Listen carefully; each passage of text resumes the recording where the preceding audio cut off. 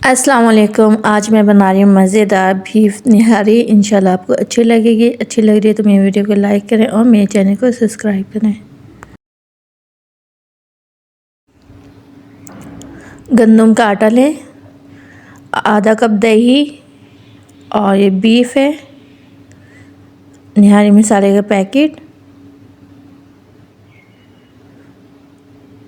Oil ڈالیں pressure cooker میں، لہسن ادرک کا پیسٹ، اسے براؤن کریں، نہاری مسالے کا پیکٹ دہی میں اچھے سے مکس کریں۔ اچھے سے مکس کرنے کے بعد لہسن کو براؤن کریں۔ لہسن جب براؤن ہو جائے اس کے بعد آپ نے یہ سارا مکسچر ڈال دینا ہے۔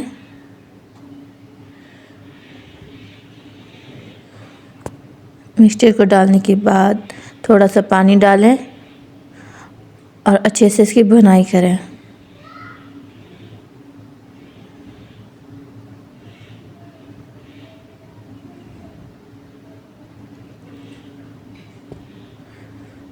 اچھے سے بھوننے کے بعد اس میں بیف شامل کر دیں۔ جب آئل الگ ہو جائے، یہ آئل آپ سارا نکال لیں۔ آئل کو نکالنے کے بعد اس میں پانی شامل کر دیں اور پریشر کوکر کو بند کر دیں 30 منٹ کے لیے۔ یہاں میں نے آٹا بھون رہی ہوں۔ آٹے میں نے گندم کا آٹا لیا ہے، اسے اچھے سے بھونائی کریں۔ پریشر کوکر کی سیٹی ریموو کرنے کے بعد اس کی ایئر نکالنے کے بعد چیک کریں بیف اچھے سے گل گئے۔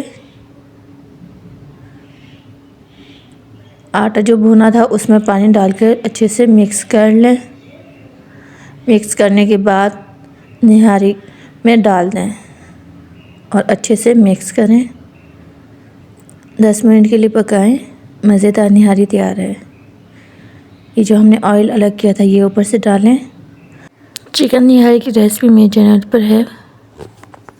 مزیدار بیف نہاری تیار ہے۔ آپ کو میری ویڈیوز اچھی لگ رہی ہے اسے لائک کریں اور میرے چینل کو سبسکرائب کریں۔